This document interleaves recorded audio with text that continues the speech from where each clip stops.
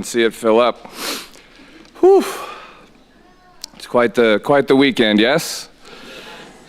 I think I'm supposed to turn this thing on. This is on? Okay. There's no light on though. Oh, the light just came on. There we go. Now you can hear me? Okay, excellent. I said there's a lot of people in here. When I first sat down, there weren't very many, and a lot of more people have filled in since I sat down, but they mentioned earlier they brought out the cardboard cutouts and everything. I was actually the graduation speaker for that class that year, if you remember. Not much fanfare or anything with that because it was all done by video, and but yeah, that was quite the time, quite the graduation ceremony, right? You know, if you look at my bio by my classroom, it says one of the reasons that I got into teaching was because I like to mess with kids. I like to mess with my students. I like to tease them. But everything that I do is because I love them. Josh Roberts, who is here somewhere. Josh, where are you? Josh used to always come up to me and say, "Mr. Hyde, I'm your favorite student, right?"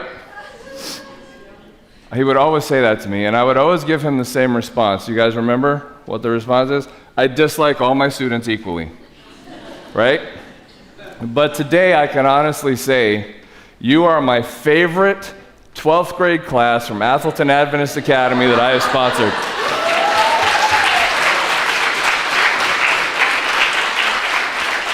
Yeah, I don't say that lightly.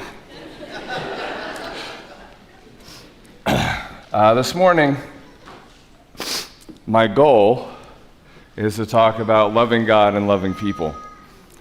I've had a really hard time pulling my thoughts together for this, but I want to start with a demonstration. Somebody saw me bringing this in this morning. They're like, "Oh, where do we need to focus the camera? Are there going to be flashes and booms and bangs?" And I said, "No, you don't have to worry about that." So let me see if I can get this over there without pulling the tablecloth off the top.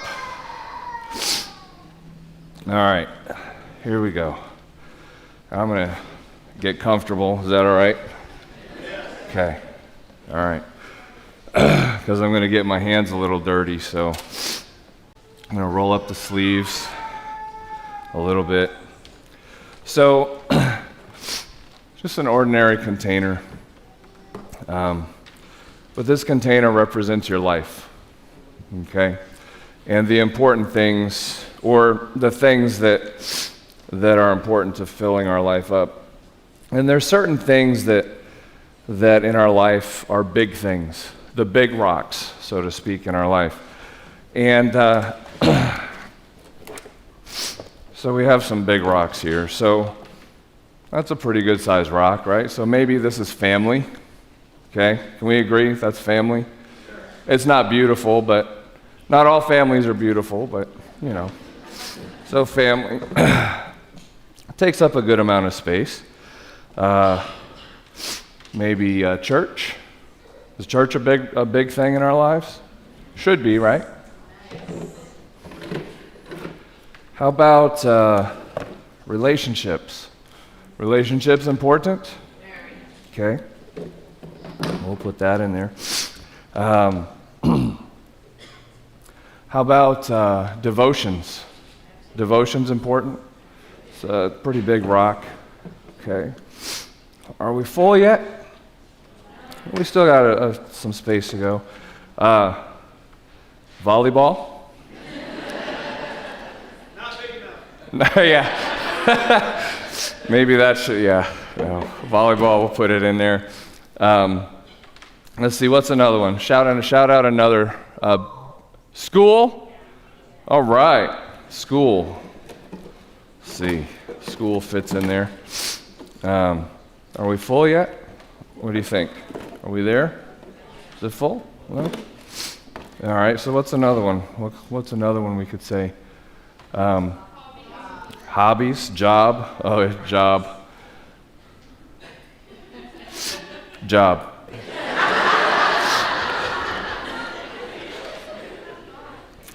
I want to say relationship with Christ. Okay, that's pretty important. Now, I don't think I'm going to be able to fit these in there. That's pretty full, right? Is that a full life? You think that's filled up? Yeah? Well, there's other things that go into life, you know, and I can definitely get a few more things in here if I use some gravel, right? So we'll put this in here.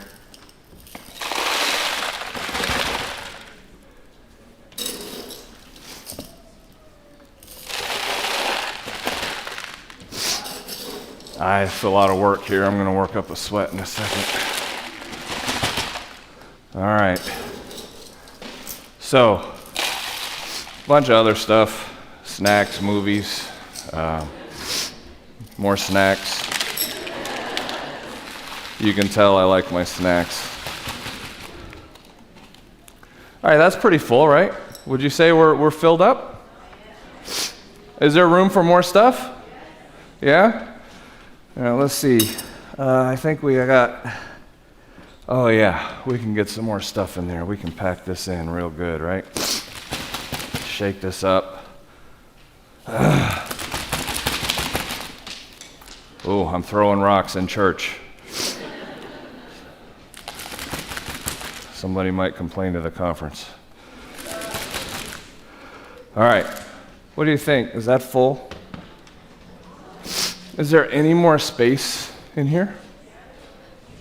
Can we fit anything else in there? I bet you I can get more stuff in there. What do you think? Yeah? All right, let's see. I came prepared.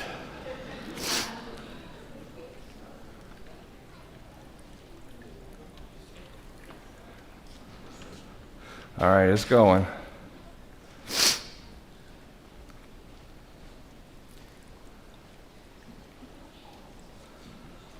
So a professor was doing this demonstration for his students, and he said, what's the point of this whole illustration?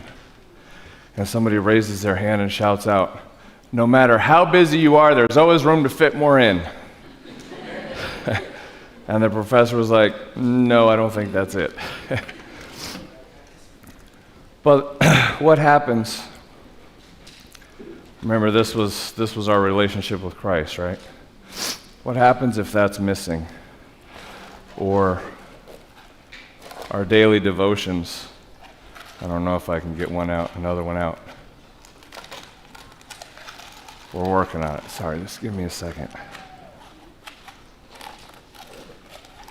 It's so full, I can't get it out. There we go. So our daily devotions, maybe church or school, and our life continues to fill with those other things. So what happens if we try and put these back in? Are they going to fit?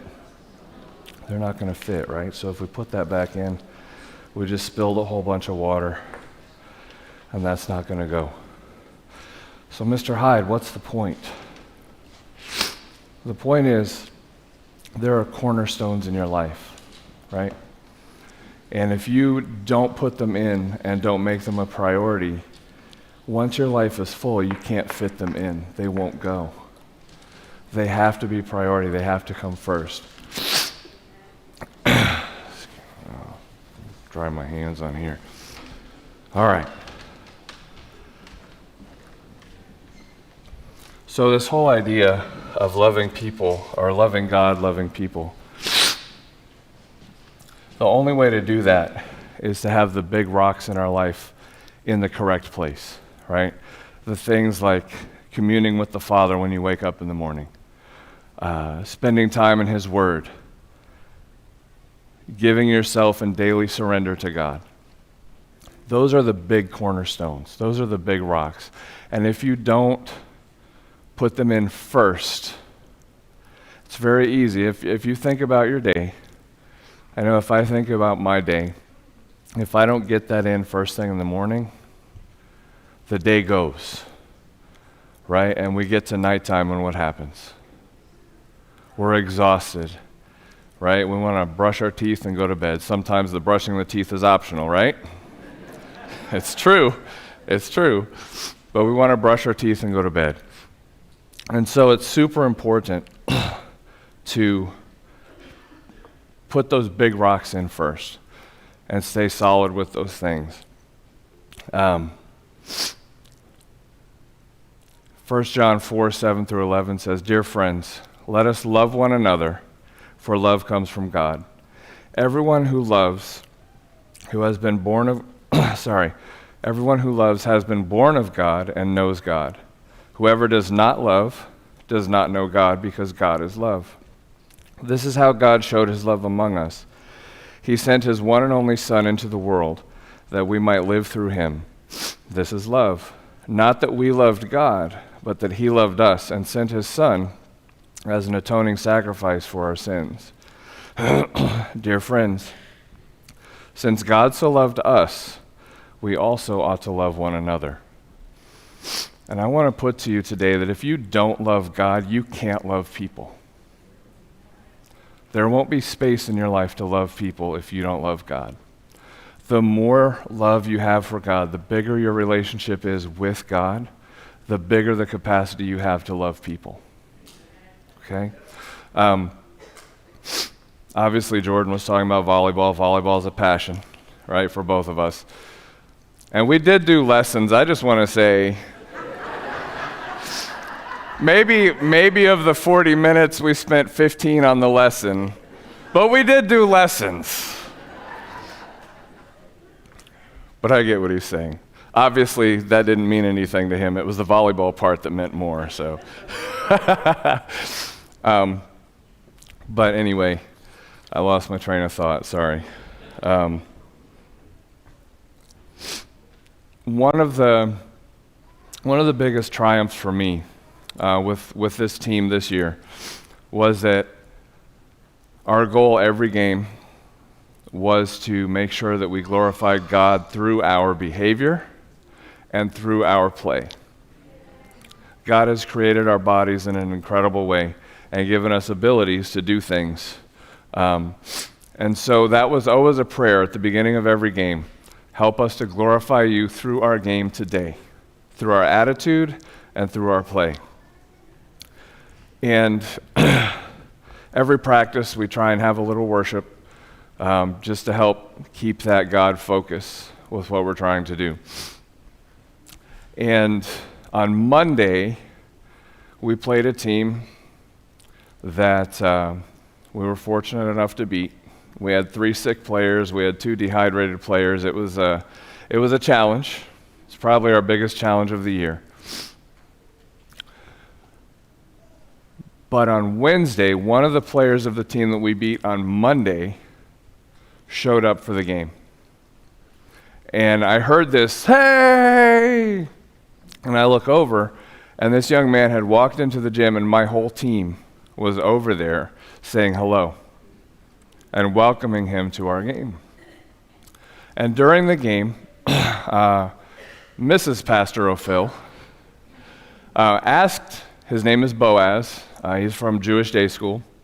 She asked Boaz, "Why would you come to this game?" Right? And his response was, "I came because this is the only team that has not said anything negative through the net to our team the whole season."